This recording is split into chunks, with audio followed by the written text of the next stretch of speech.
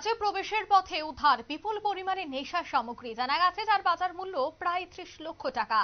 একদিনের ব্যবধানে পরপর অসম চোরাইবাড়ি ওয়াচ পোস্টে ধরা পড়ল এই নেশা জাতীয় কফ সিরাপ।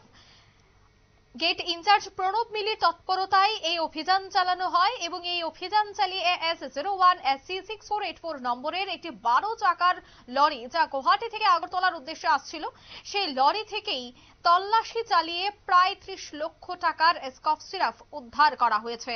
সে বিষয়ে কি বলছেন সংশ্লিষ্টরা শোনাবো।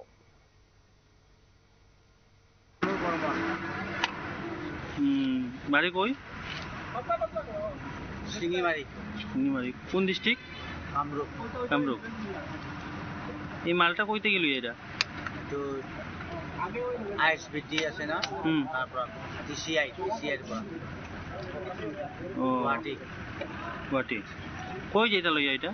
আগরতলা। ট্রান্সপোর্টের মাল নেই? ট্রান্সপোর্টের মাল, টিসিআই মাল। টিসিআই দালাল দিছে রাজি দাস দালাল। কোন জায়গা? এই তার ঘর হল লালমাটি।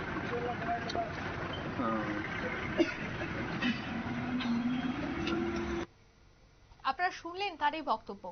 কিন্তু আশ্চর্যের বিষয়, যখন সাংবাদিকরা প্রশ্ন করছিলেন সেই ব্যক্তির মধ্যে কোনো পশ্চাতাপ ছিল না।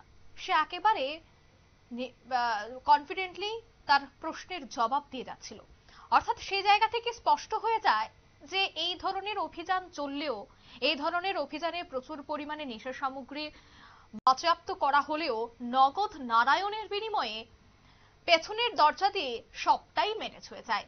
যার জন্য এই ধরনের অভিযান চললেও যারাই এই ব্যবসার সাথে যুক্ত রয়েছে তারা প্রতিনিয়তই কিন্তু পুলিশকে বৃদ্ধাঙ্গুল দেখিয়ে তারা তাদের বাণিজ্য চালিয়ে রাখছে, কারণ 6 মাস বা 1 মাস পর তারা আবারও মুক্ত আকাশে ঘোরাফেরা করবে।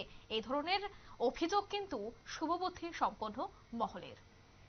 নিয়ে নিচ্ছি ছোট্ট একটি বিজ্ঞাপন বিরতি, সঙ্গে থাকুন।